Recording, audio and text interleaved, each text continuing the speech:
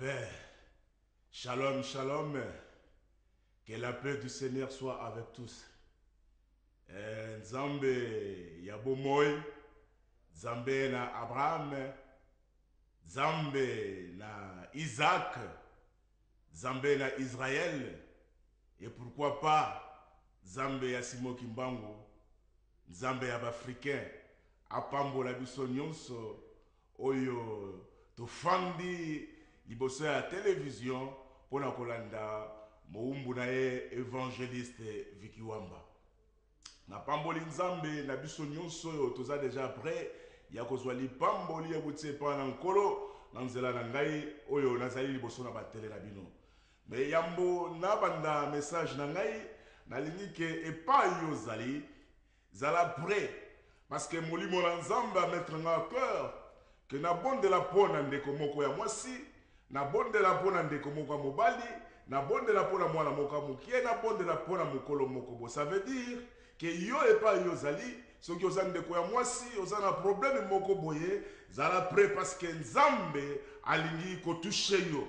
Ndeko mobali epa yo zali soki ozana eloko moko ezali kotungisa yo nalingi ete ozala communiquer na ngai, ozala en contact na ngai, en communion na ngai ensemble parce que prière na kosala et kosala quelque chose na kati na bomoi na yo. Pourquoi? Parce que na kobondela nzambe na bikekote, nzambe oyo azana misote, azana matoya koyoka te, mais na kobondela nzambe oyo asala likolo na se, na kobondela celui qui écoute la prière, na kobondela celui qui répond à la prière de ses enfants. Alors epa yozali nalingi ete banda ko minimiser problème na yo avant que na bondela na tina na yo. Soki ozali na maladi moko songolo nazali ko présenter yo d'abord Yesu oyo kazali na nguya pe kombo na ye eleki kombo wa maladi wana. Soki ozali na problème moko epa ezali soko tungisa yo nazoko présenter yo Yesu oyo azali kolo ya ba problème oyo zanango parce que epa na ye tout est possible. Ndeko epa yo zali nalobi ete avant que na prier et avant que na teya naza na posa molimo la nzambe tienga posa ke na bonde na tina likambo na yo. Alors ndeko soki ozokomona pasi quelque part ozokomona mutu pasi simba mutu na yo, soki ozokomona libu ozokoyoka libumu pasi epai ozali simba libumu na yo, soki ozokomona mokongo pasi simba mokongo na yo parce que onction il y a délivrance et onction il y a guérison et ça na kati na biso elongo ngai na yo ndenge ozali koyoka ngai.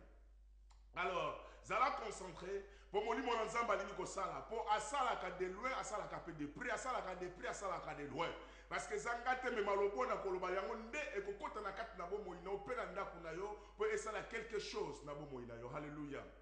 O shakara bajite seke mama kombo yo re kombo yo ya Yesu ye kombo yo re kombo yo ya Yesu ye kombo yo re kombo yo ya Yesu ye kombo yo re kombo yo ya Yesu ye kombo yo elonga nanga kombo yo lobiko nanga kombo yo gegege kombo yo ya Yesu ye kombo yo re kombo yo ya Yesu ye kombo yo re kombo yo ya Yesu ye kombo yo hashukorubashia kombo yo elonga nanga kombo yo gegege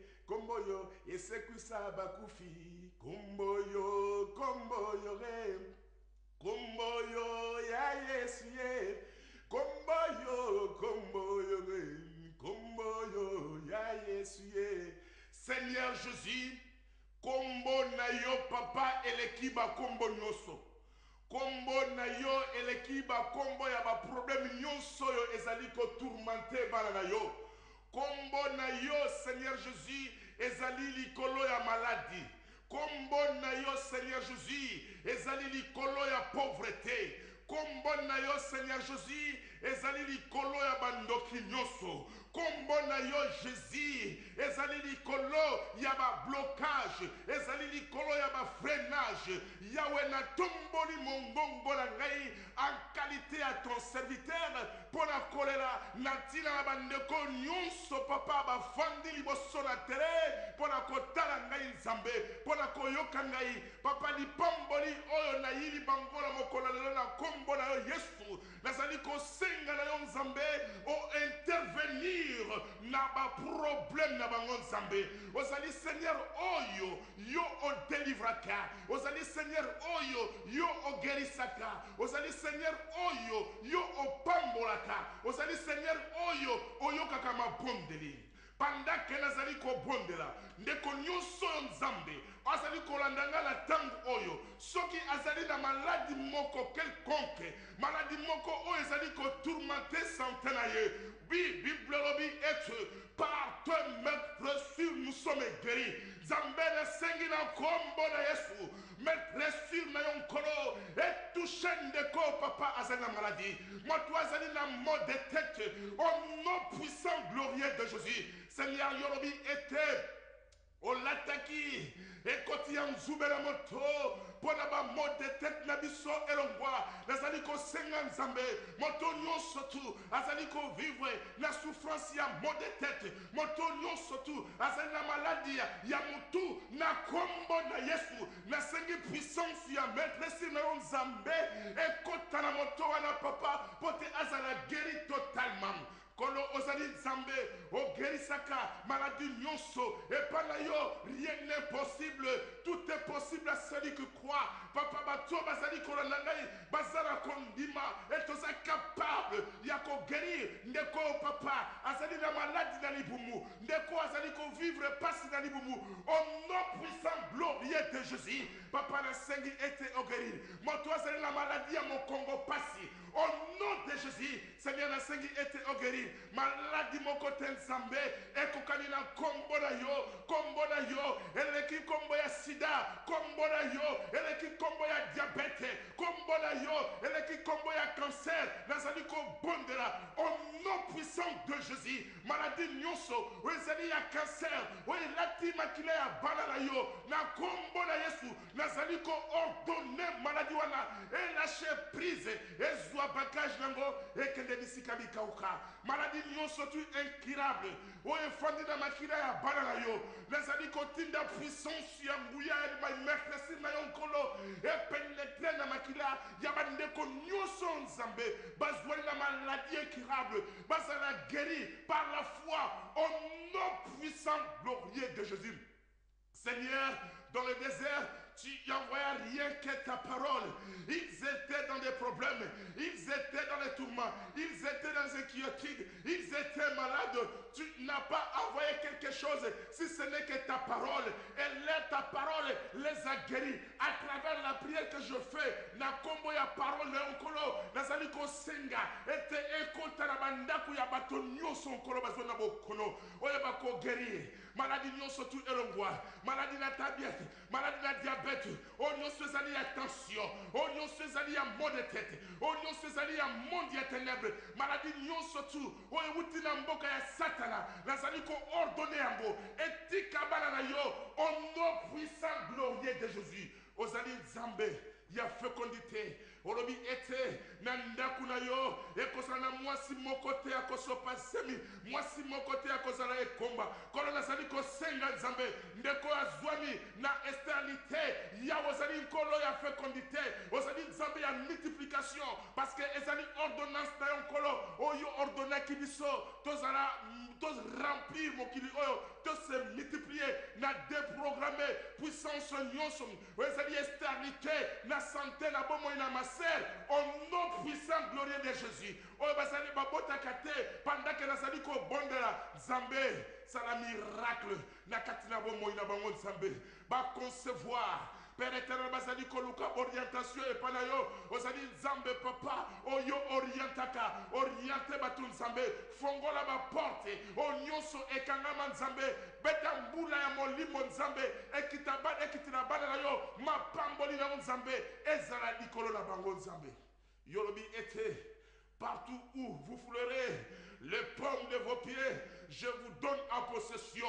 Seigneur, je prie, Seigneur, pour ceux qui n'ont pas le séjour normal ici en Europe, Nazali ko senga Nzambe, on accorde un séjour normal. Ozali Nzambe, o touchaka mitema na barwa, yozali nkolo, o touchaki motema na Pharaon. Papa, Yahweh, après sa décret que Israël est dans la captivité, osa capable Nzambe, yako touché Seigneur, bon officier immigration Nzambe, ba signer décret que ba oyo bazoko luka mikanda na kombo na Yesu Masia basila kozwa yango. Na telemeli puissance ya pauvreté. Yorobi l'or et l'argent t'appartient. Comme l'or et l'argent t'appartient. Nazali ko intercéder en faveur ya ba oyo bazana ngo besoin des riches.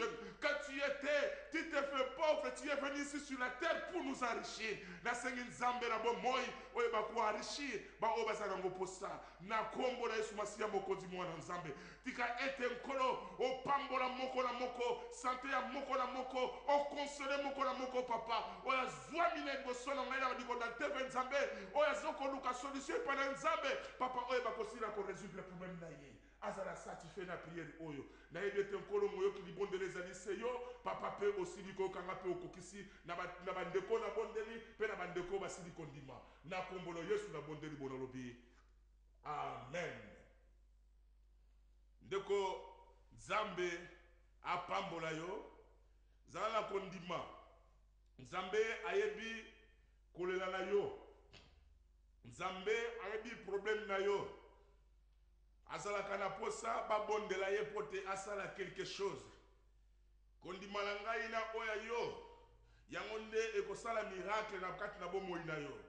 Parce que na makambo na miracle ezalaka na part ya mutu mosali na Nzambe, eza pe na part ya mutu oyo aza na besoin ya miracle, pe eza na part ya Nzambe. Ça veut dire Nzambe azalaka na 50% ya part na ya koopere, moto na Nzambe azalaka na 25% na ya koopere, yo pe mutu oza na problème, il faut azala pe na 25% na yo pour na ko recevoir miracle. Yango nde kosala 100% ke guérison ekota na kati na santé na yo. Nzambe apambola yo. Tika kolela les pose na yebi problème na yo te. Nzambe mutu yebi problème na yo. Nzambe yende mutu apousse ngai na bonde na tina na yo pe Nzamba na kokokisa yango. Azan Nzambe o alobi ete je suis derrière à la prière de mes serviteurs pour l'accomplir. Que yeba que Nzambe a accompli prière o sokoza na kondima loba amen pa yozali. Soko lobi amen ya solo ba ange ba kozala na yolongo. Alors sans plus tarder na kosenga epa yozali yeba kofungula Biblia na yo tokotanga na livre ya Ecclésiaste 9 à partir il y a verset 11. Je vais lire au nom de Jésus-Christ. J'ai encore vu sous le soleil que la course n'est point au agile, ni la guerre aux vaillants, ni le pain aux sages, ni la richesse aux intelligents, ni la faveur aux savants, car tout dépend pour eux du temps et des circonstances. Oh, gloire soit rendue à Dieu. Bien-aimé, je dis passer te parler sur la volonté de Dieu. T'expliquer qui ndenge Nzambe a opéraka. Tolobaki ete pona kolinga koyeba volonté na Nzambe. Et sengeli mwana Nzambe il faut azala moto na mabondeli. Kotuna ka Nzambe volonté na yo ezali nini na likambo nga nazala ngo besoin na likambo nga na sala o bien Nzambe olingi nini nga na sala. Tolobaki prière ya kokoma ya kotuna Nzambe volonté na ye ezali prière ya consultation. Ça veut dire koyeba ko consulter Nzambe. Kotuna Nzambe avi na ye par rapport ya makambo oyo za nango besoin epa na ye. Alors ezala batu mususu comme nous avions dit que bango ba consulta ka Nzambe te, mais ce sont des gens qui viennent informer Dieu ce qu'ils veulent faire. Donc baza batu oyo tango ba pusani epa na Nzambe, ba kotuna Nzambe mokano na yete, mais bazali ko informer Nzambe eloko oyo bango balingi ko sala. or na ko informer nzambe donc elingi koloba ke yo ozano na besoin déjà ke likambo yo ya kose olingi kosala ozano na besoin te ke nzambe apesa yo avi na ye ozana besoin te ke nzambe alobela yo ozana besoin te ke nzambe aconseille yo mais oye kaka ko informer ye ke nzambe nalingi na voyager tant ozali ko informer nzambe kolingo voyager ça veut dire sosombi tike na yo oyebi esika nino lingo kende si okamisi ba bagage na yo osali pe ba réservation et pas yo sengeli yo komba donc plus wana nzambe je ne crois pas que nzambe akokoloba oui ou bien non parce que eza déjà oyo lingi kosala juste pour na ko rappeler biso na pesa exemple va na kota na message sous lelo boyebi histoire ya la femme prodige azalaki na ndako ya papa na ye papa na ye azalaki na nyonso azalaki pe héritier parce que azalaki mwana ya papa ya ndako papa ayebaki bien que na babien oyo azali nango ezali ya ye na bana na ye elongo donc bana esengelaki baréjouir bénédiction ya papa na kati na ndako ya papa alors la femme prodige eloko nini esalaki akendeki koconsulte papa na ye te mpo atuna papa avi na ye ke papa eske eza malamu ke opesa ngai babie na ngai nakende koluka vi na ngai epai mosusu obie nazala na yo elongo mwana wana atunaki papa te donc ça veut dire akonsultaki père na ye te mais ayaki koinforme ye oyo ye alingi kosala ça veut dire asengi papa na ye babie na ye abi pesa nga héritage na ngai nakende kosala vi na ngai epai mosusu zomona différence ezali koinforme na koconsulte lokola ayaki koinforme papa na ye ke aza na besoin azwa babie na ye papa na ye apesa ye part na ye héritage ne parce que azalaki héritier aza mwana ya papa azalaki na rien à lui bien ajouter apesaki oyo ezalaki demande na ye mais lokola ezalaki volonté ya papa na ye te c'était pas la volonté parfaite de son père toyebi conséquence oyo arrivelaki l'enfant prodige epai akendaki lokola ezalaki esika ya nzambe te lokola ezalaki esika oyo nzambe abongisa na ntina na ye te mwana wana akendaki kosouffrir mais gloire soit rendue à Dieu la repentance yango nde moto esovaki ye aye kokwanisaki nasali mabe nakozonga epai na papa na ngai nakoloba na ye nasali lisumu je péché contre toi et je péché contre le ciel nakosenga papa alimbisa ngai donc ndenge à reconnaître que asali mabe ça veut dire asalaki mabe donc ebandeli ya démarche na ye oyo akendaki kokutana papa na ezalaki déjà mabe base ezalaki base moko ya koinforme non base ya koconsulte soki azalaki mwana mayele alingaki d'abord koconsulte papa na ye kotuna avi na ye est-ce que papa eza malamu ke nabima na ndako na yo nakende kosala vi na ngai epai ya mosusu ou bien natikala na ndako na yo libela na libela lokola soki atunaki papa na ye ndenge wana je crois que papa na ye alingaki kopesa conseil mpe kolakisa ye oyo ezali nzela malamu mais lokola atunaki te tala conséquence eyelaki yango nalobi ke la prière esengeli toyebaka volonté na nzambe non na koinforme nkolo mais na koconsulte ye kotuna avi na ye c'est ça oyo ezalaki message na biso ya jeudi passé or il faut mpe koyeba lokola nzambe il opère toute chose d'après le conseil de sa volonté nzambe mpe ntango aopéraka nzambe aopéraka avant le temps te donc volonté na nzambe ezalaka avant le temps te après le temps te mais volonté na nzambe ezalaka ekokisamaka na ntango na yango message na biso ya lelo toye kotalisa yo sikoyo comprendre mpe temps ya nzambe parce que tout ce côté sur la volonté de Dieu il faut peu comprendre mpe temps ya nzambe nzambe akoki na ye kozala plein ya kitoko na ntina na vi na yo nzambe akoki kozala na plan moko ya libala na ntina na vi na yo nzambe akoki kozala na plan moko ya élévation na ntina na yo mais soki ntango wana nanu ekoki te ndeko okoki kobondela na yo okoki kosala nyonso oyo olingi eloko wana ekokisama te ezala bato ebele nzambe apromettra bango élévation ezala bato ebele nzambe apromettra bango miracle. Et ça, Nzambe a prometté bango bénédiction. Mais bénédiction, Nzambe a prometté qui bango avant les tenter. Nzambe a prometté qui bango na tangu na yango et koko kisa yango. Ndengi aebisaki na Bakuk que prophétie na ebisio ekokokisama certainement soki ekokisa bina note yo zelana. Donc ça veut dire eza na tan nango fixé oyo ekokokisama. Yango il faut koyeba Nzambe a opéraka pe na tan. Donc ça veut dire volonté na Nzambe et se manifestaka na tan na ye. Yango la version totangi sikoyo awa le roi Salomon a constaté le comment vous allez très capital. Alors j'ai encore vu sous le soleil que la course n'est point au agile, ni la guerre au vaillant, ni l'épée au sage, ni la richesse au intelligent, ni la faveur au savant, car tout dépend pour eux du temps et des circonstances. Oh gloire! J'ai encore vu sous le soleil que la course n'est point au agile. Tala. En réalité, bato baki makambango pour remporter victoire, na réalité à monde. Et ça que il faut aux alambango koleka batouana nyon surtout au besoin de la compétition.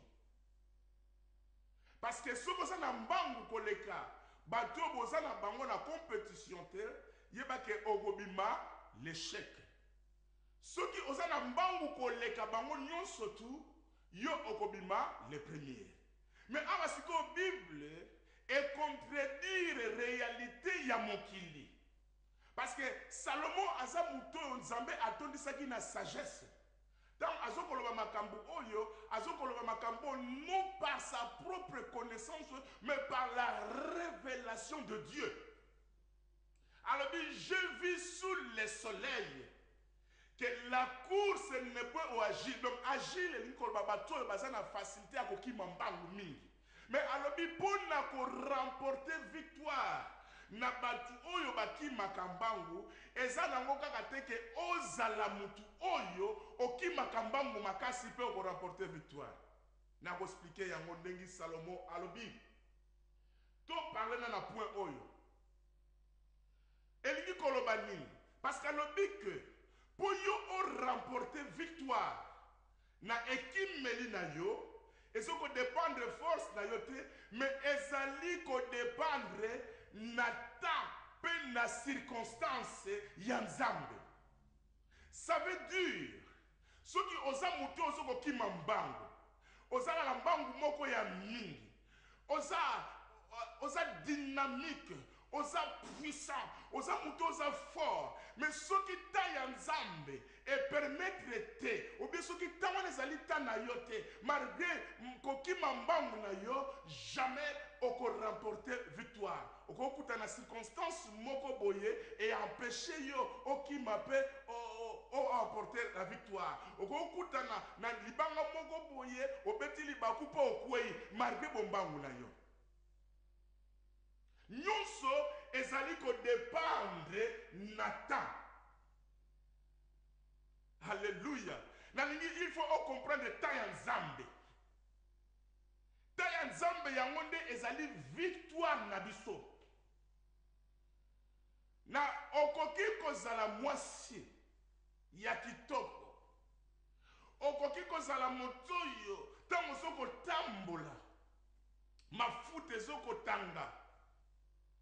Oba bengi ngalula ndeko mais soki eza tani na yo te libala mpenza te okomona bato oyo ozali kose considere ke non oleki bato wana kitoko olobaka bien okola na famille moko ya malamu mais libala ezali te malgré koza mwana mwasi esengeli obala mais libala ezali te ça veut dire tani na yo ya libala nano ekoki te. Yango lozoko mona ke ozoko chouer na libala. Mais bato yo ozomona ke baza malamu te. Donc oza kitoko par rapport ya bango, oza mayele par rapport ya bango, okola na famille moko ya malamu par rapport ya bango, ozali bien esprit par rapport ya bango, mais bato wana bazali kobala, yo zali kobala te. Elingi koloba ke tana yo ekoki nano te. parce que nyonso ezali ko dépendre na temps ya nzambe. Donc volonté na nzambe ezape na temps na ye. Alors lokola Bible lobi richesse na biso, victoire na biso ezoko dépendre na temps.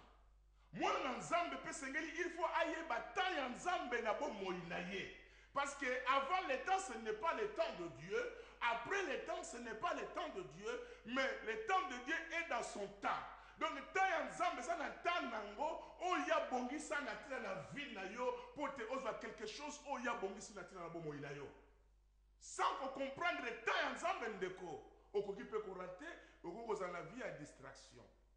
Jésus-Christ, dans la zokota, na Jérusalem. Alléluia, oh Jérusalem, Jérusalem.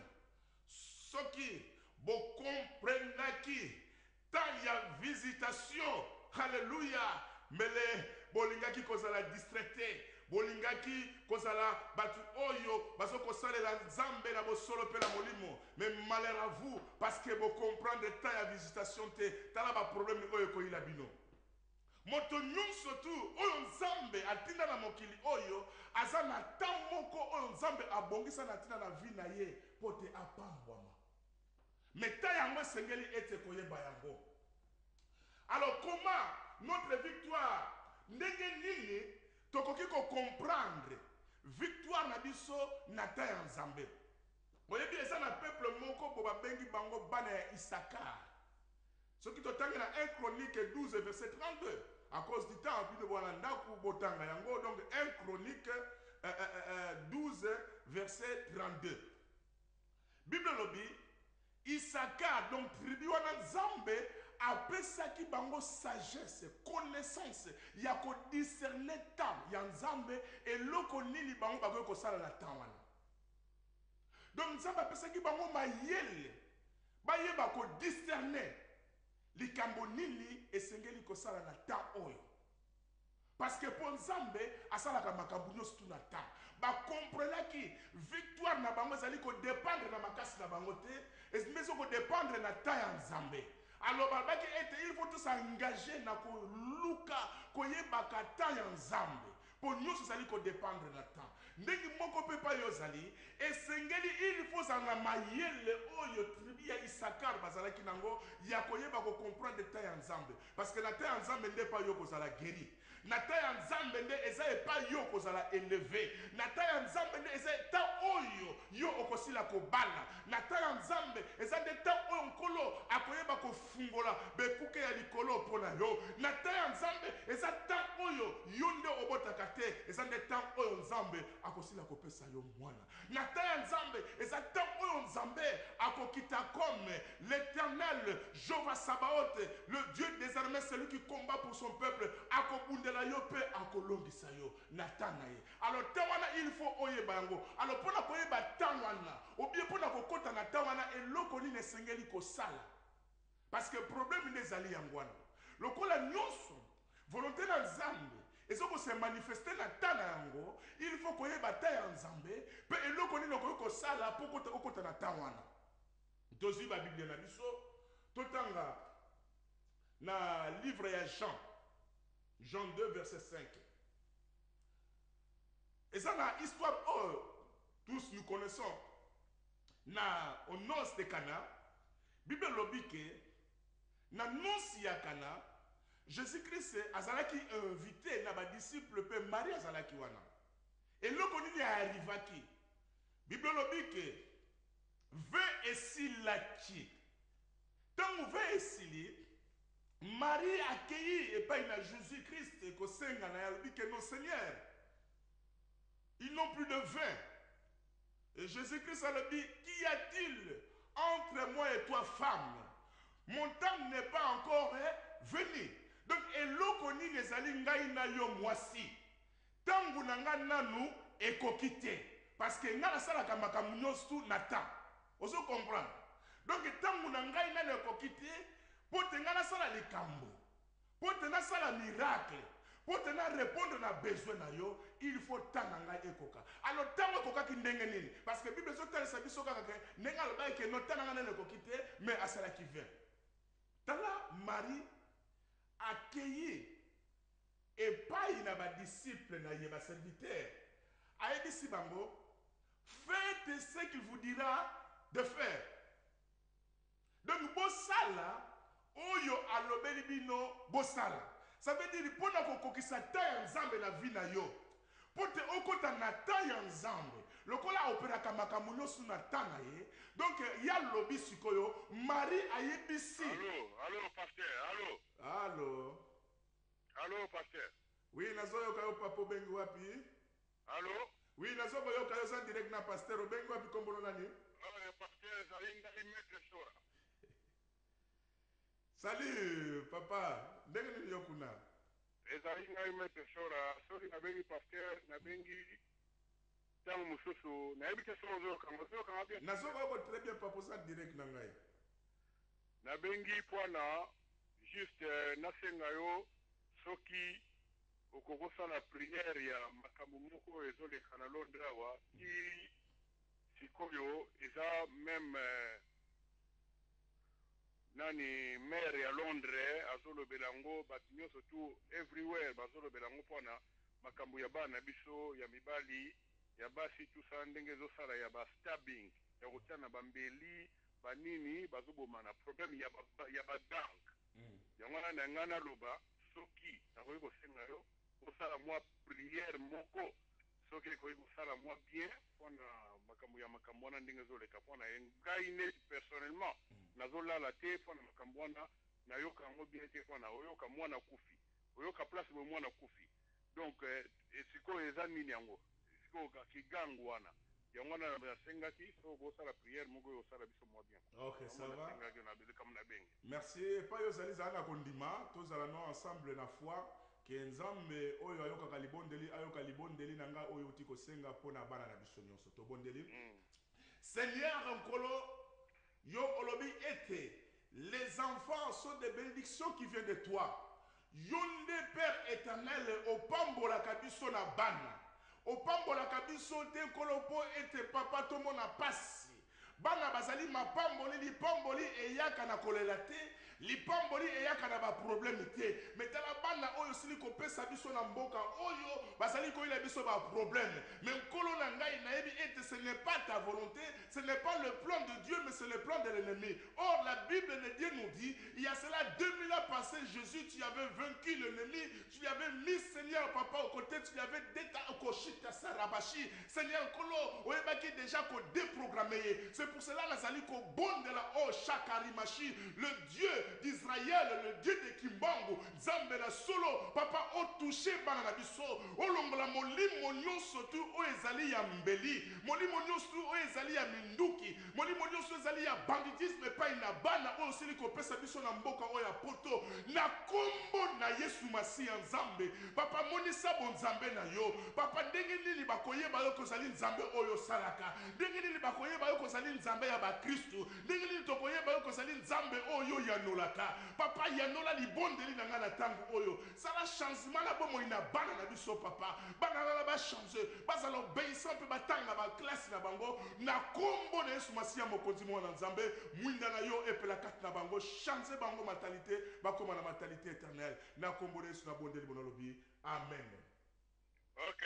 Nzambe apambola papa. OK, merci pasteur Nayope. OK, merci. C'est ça. Dans le but que Jésus a ébissi Marie. Qu'y a-t-il entre moi et toi? Mon heure n'est pas encore arrivée. Marie a quelque ébissa ma disciple. Albi tala. Bosala kaka. Oyo akotinda bino bosala. Oyo akolobela bino bosala bino bosala yango. Tala biloko mibale za lwana. Albi er nangana ne kokite. Ça veut dire ta nangana ne kokite. Mais Marie a quelque ébissa ma disciple. Ayebisi bango te que Jésus-Christ alobi tana ina ne kokite po sala miracle.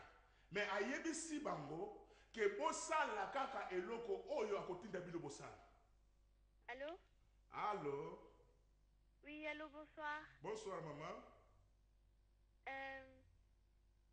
Vous appelez où? Oui. Bosala, allô? D'accord. J'aimerais que vous priez pour moi et ma famille. Tu es où? En France, à Paris. Tu t'appelles comment? Naomi. Ah, Naomi, ça va? Oui, ça va. Ah, tu es avec maman là? Oui. Ah, ok, je vais prier pour vous. Alors. Seigneur Dieu Tout-Puissant, tu es le Dieu des miracles. La fille Naomi a demandé la prière que je prie pour elle et aussi pour sa famille.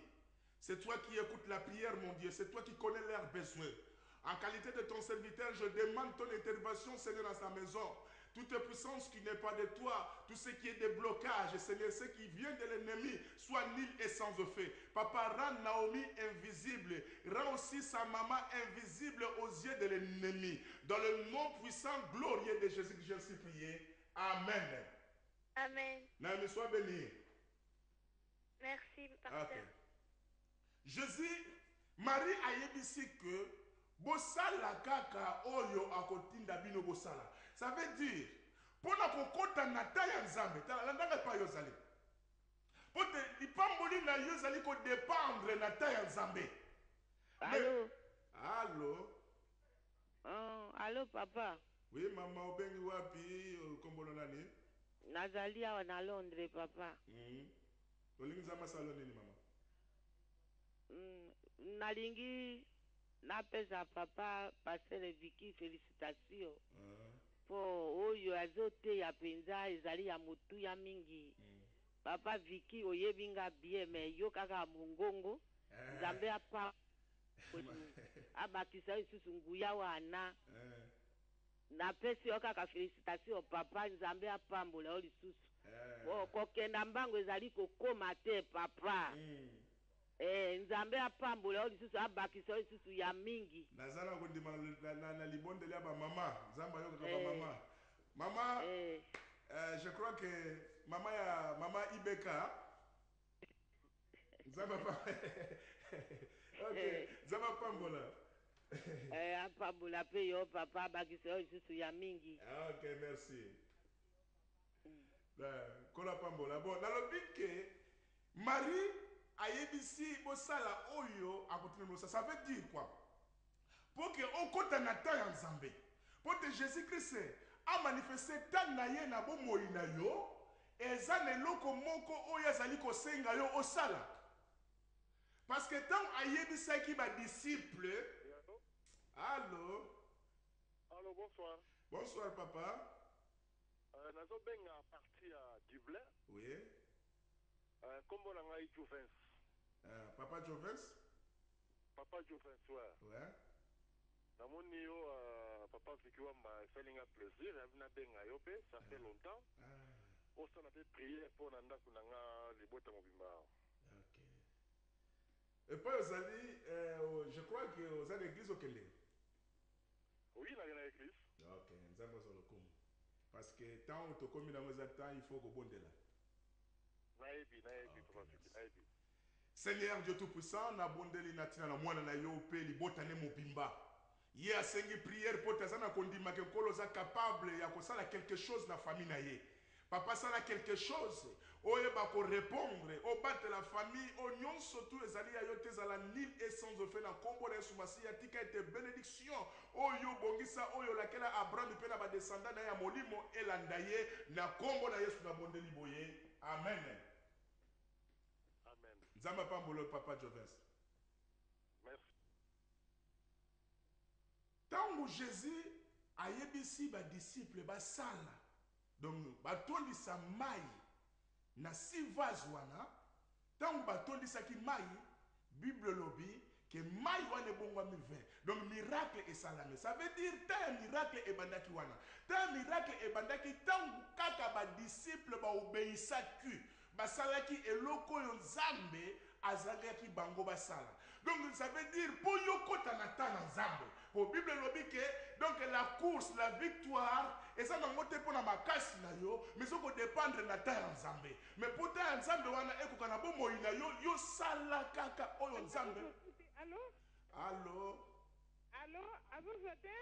Te nazoko yoko mama obengi wapi? Na bengi na France. Kombo nani mama?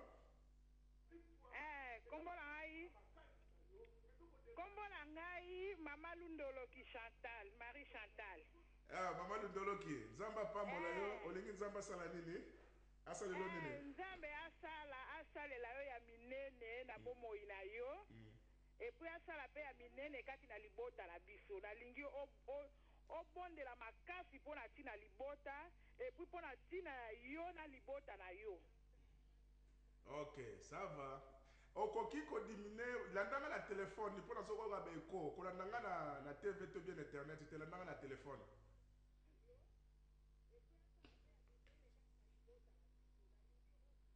Seigneur Dieu Tout-Puissant, na bondeli, na tina na moumbu na yo, Maman Chantal Ndoloki, ye asengi prière.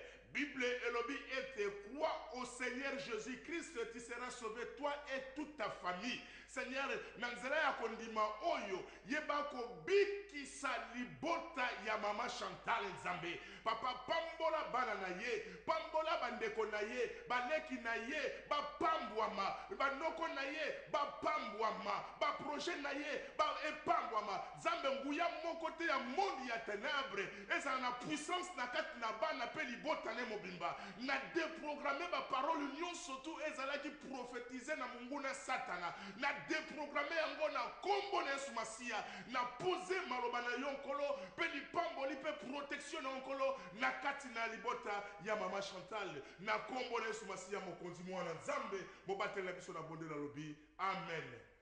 Amen. Maman Chantal Nzamba pambola yo.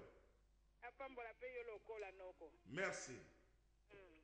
Nalobi ke ta yango ekokaki tango basalaki kaka oyo Jésus atindaki bango basala. Ça veut dire ta ya Nzambe po ekoka na bomoi na yo ndeko. Eza na recommandation moko Nzambe azokoloba na yo. Nzambe azokotinda yo osala quelque chose na vie na yo. Oyebi parce que okokoloba te eloko nini Nzambe azokoloba na sala. Liloba na Nzambe eza mosika na yo te. Liloba na Nzambe eza na motema na yo. Oyebi mabena malamu. Hello? Hello? Hello? Hello, Pastor. Oui, hello, oui. My name is Julia. Oui, what do you want? I want you to pray for my family. You? I want you to pray for my family. For your family? Yeah. Okay, where are you? I'm in Bedford. Bedford. Okay, let's all pray for you. Seigneur Jésus-Christ, je prie Seigneur pour Julia avec toute sa famille. C'est toi qui connais les besoins, Seigneur Jésus, qui se trouve dans sa famille. Je demande que ton intervention étant ta main dans sa famille, Jésus, que ta bénédiction puisse l'accompagner. Éloigne tout ce qui est négatif, sème la positivité de ta parole dans sa famille. Au nom puissant glorieux de Jésus, je suis prié. Amen. Amen. God bless you, Julia. Taya Nzambe eza sala oyo atindi yo sala. Nzambe azokosenga yo sala eloko moko. Soki yo sali oyo Nzambe azokotinda yo sala, ça veut dire okoti na ta ya Nzambe. Tant okoti na ta ya Nzambe, nyonso tu ekozala facile parce que ye mutu aza maître ya temps. Ye mutu aoperaka na temps. Soko ozali koobéir ye akorekomande temps. Ou bien kokomande temps à obéir na ba besoin na yo. Soko za kokima mbango lokola za maître ya temps akokomande temps a obéir yo il faut longa. Soko zo sala commerce lokola za maître ya temps akopermettre akotinda na temps. Alléluia. Allô? Oui, allô, bonsoir pasteur. Bonsoir maman.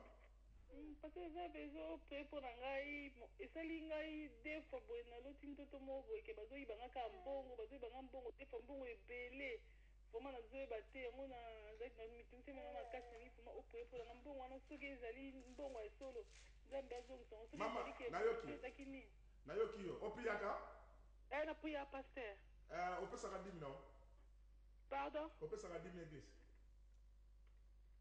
napesa nini natuni soki opesaka dimi na yo na eglise napesa me règlement te soki otangi napesa verset oyo tanga na Malachi 3 verset à partir ya verset 10 tina 12 okoyoka makambo nini Nzambe alobeli yo. Malachi 3 à 10 Malachi 3 donc chapitre 3 verset 10.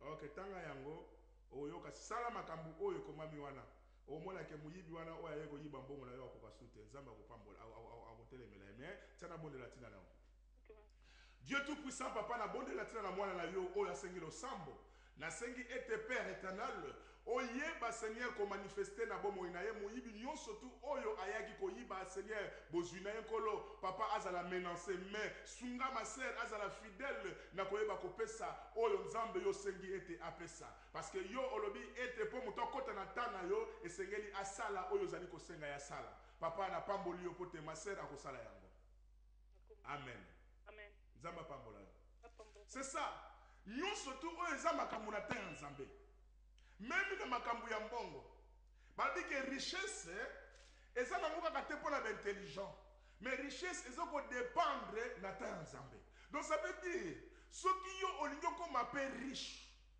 selon la volonté de Dieu il faut kota na ta ya nzambe alors na ta ya nzambe wana ndenge allo Allô, bonsoir. bonsoir papa obengi wapi kombolo nani Ngai frère Lukombo.